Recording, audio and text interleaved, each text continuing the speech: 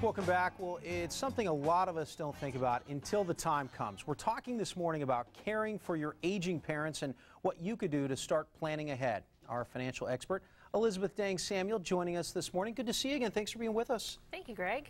And, you know, this is a topic that a lot of people don't think about, don't want to think about because they simply don't want to face it.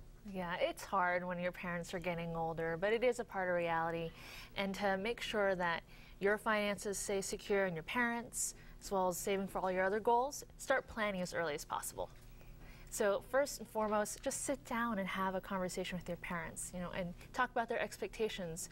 Do they want to stay in their house as long as possible and maintain independence? Are they open to moving into maybe a child's home? Or maybe they just want to move to a retirement community that has amenities like doctors on site to help them. So communicate. I mean, you really want to know exactly what they want, because some parents may want to go to an assisted living facility, and some might want to move in with you. Right. So sit down, have that expectation conversation first, and after you do that, put together a personal data record. So you want to write down all their medications, the professionals that they work with, from the attorneys, the tax person, the bank person, and then see what their assets and liabilities are, because you want to make sure that they never outlive their money. And that is critically important, because if, for example, God forbid they have a stroke or something where they can't communicate it, that's when you're out of luck, because Right. you just simply don't have a lot of that information, right? Right. So when you put down that personal record, you'll see if they have a healthcare directive, if they have a healthcare power of attorney, because you're right, they might have that stroke unexpectedly, and then you're left there not knowing what to do.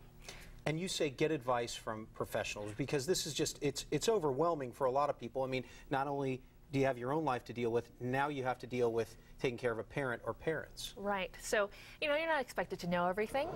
You can contact a geriatric care manager, and they can do an assessment on your parents and then help refer you to local organizations that could help you with, finding adult daycare, or maybe learning about long-term care facilities, or how Medicare works. And there is a ton of resources out there to help people. Yes, absolutely. You could start with with the professionals you work with to get referrals to healthcare facilities in the area or long-term care.